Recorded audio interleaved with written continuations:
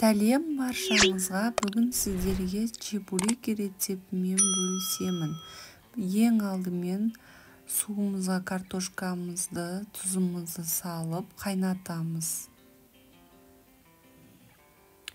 Ұнымызды дайындап аламыз. 400 грамм ұн, қайнап тұрған су қажет болады.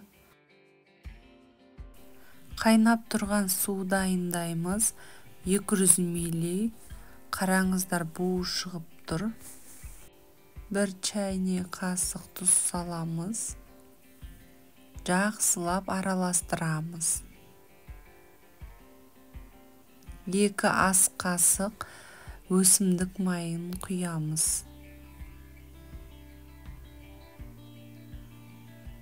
Жақсылап араластырамыз.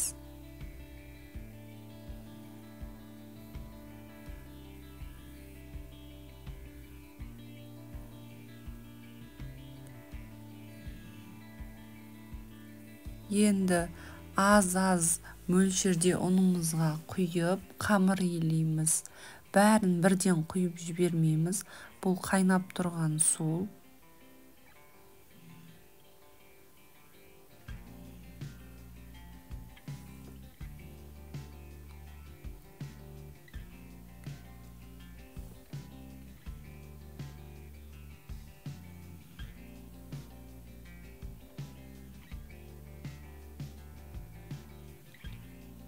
Осылай видеодағыдай аз мөлшерде құйып, қамыр илейміз.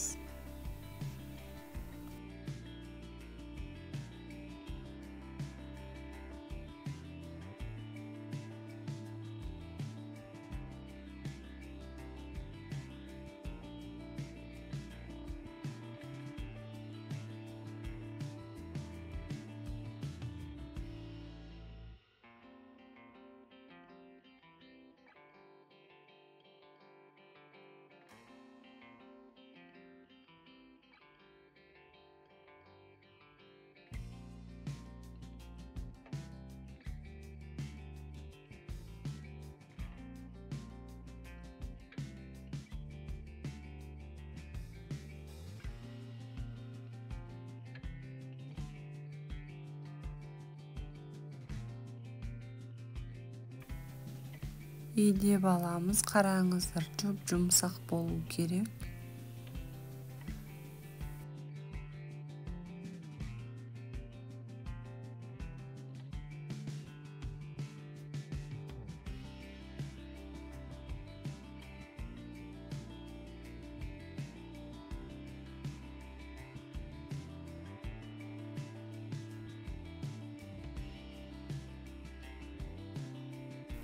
Қамырымыз дайын. Пищевой пленкамен жауып 20 минутқа қалдырамыз.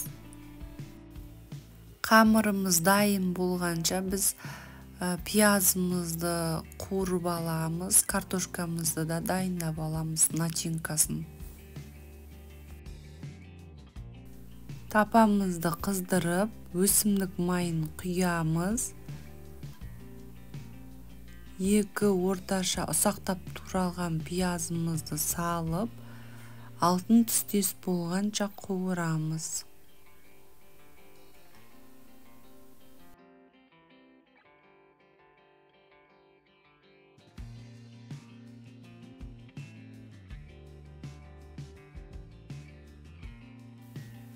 Картошкамыз қайнап дайын болды. Bir жағынан пиязымызды да қуырып жатырмыз, алтын түстес болғанша. Пиязымыз да дайын.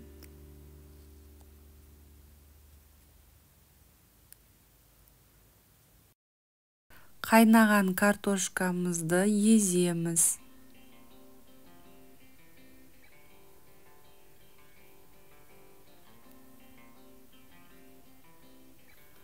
Начинкасын салып, араластыра отырып еземіз.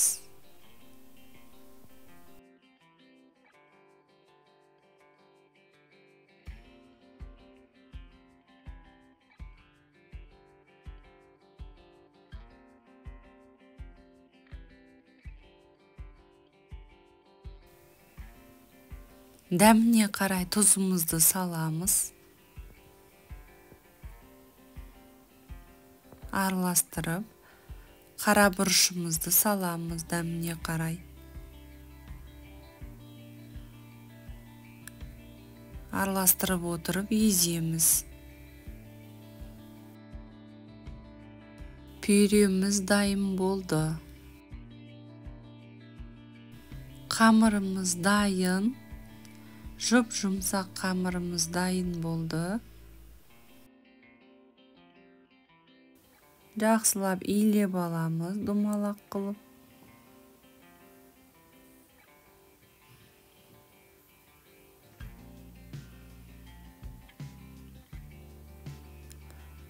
Ұнымызды себіп, шұжық тәріздес қылып, орап аламыз. Кесуге ыңғайлы болады.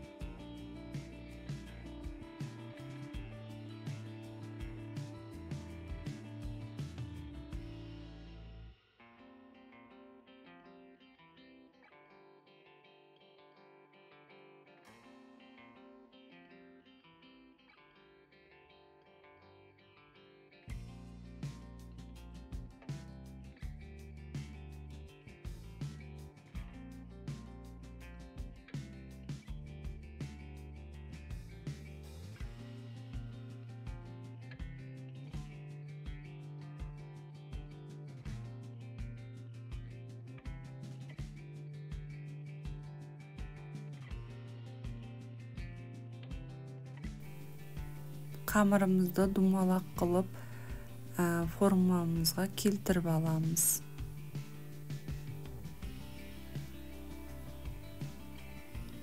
Жаюға әдемі ыңғайлы болу үшін.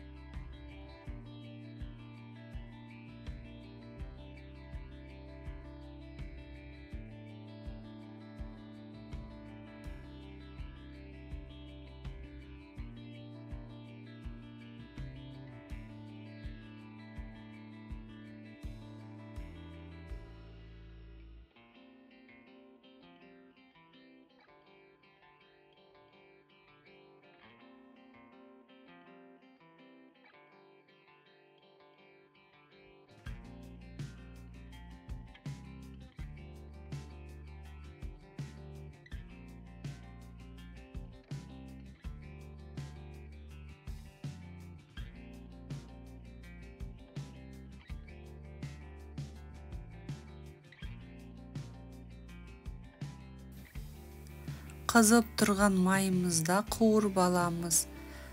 Эки бетин биркелки кылып, алтын түстес кылып куурамыз.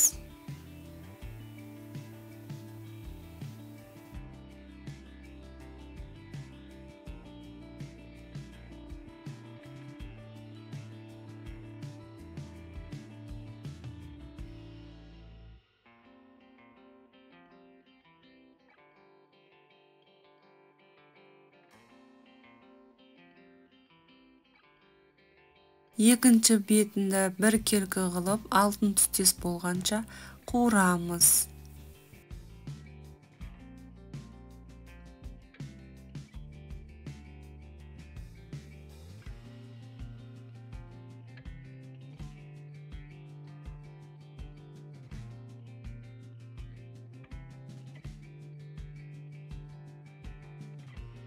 Хрустящий, сочный чебурекimiz дайын. Ас болсын. Сиздермен болган Жансая, коңгуроо батырмасын басып коюңуздар.